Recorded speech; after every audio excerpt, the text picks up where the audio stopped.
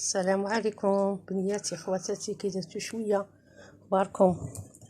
نتمنىكم تكونوا لاباس.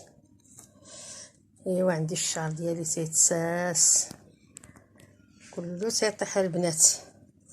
ايوا دابا بغيت ندير واحد الوصفه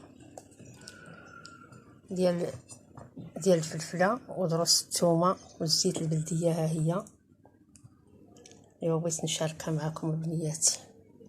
الله يخطيكم.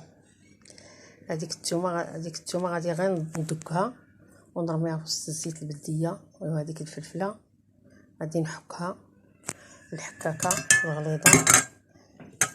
الغليظه ونولي معكم.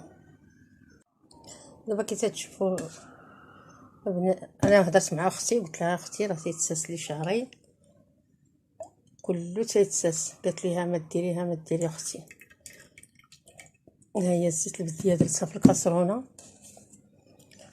والفلفلاني حكيتها وواحد الدريسات ديال الثومه.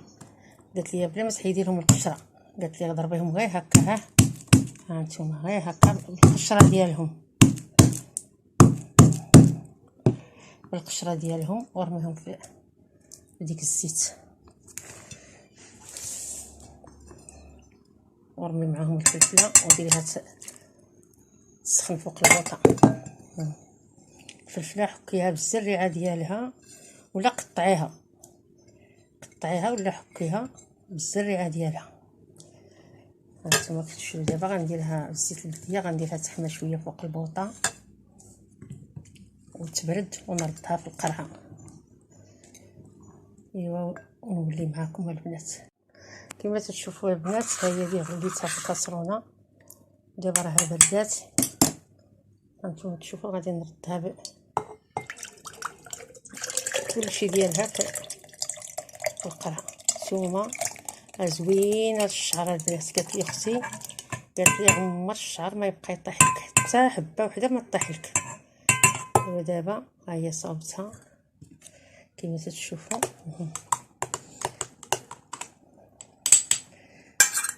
غادي نغطيها ونسدها مزيان ونلبس لها واحد التقاشيره كحله. ها هي نحشيها في وسطها ونخبعها 15 يوم البنات. تخمر مزيان عاد نبدا نشقق بها راسي، نشقق بها شعري ونقعد ساعتين ولا 3 سوايع عاد نغسل راسي. ايوا تنتمنىكم تعجبكم هاد الوصفه اللي دارتكم خالتكم عيشه ديال الشعر. ايوا الله يخطيكم البنات.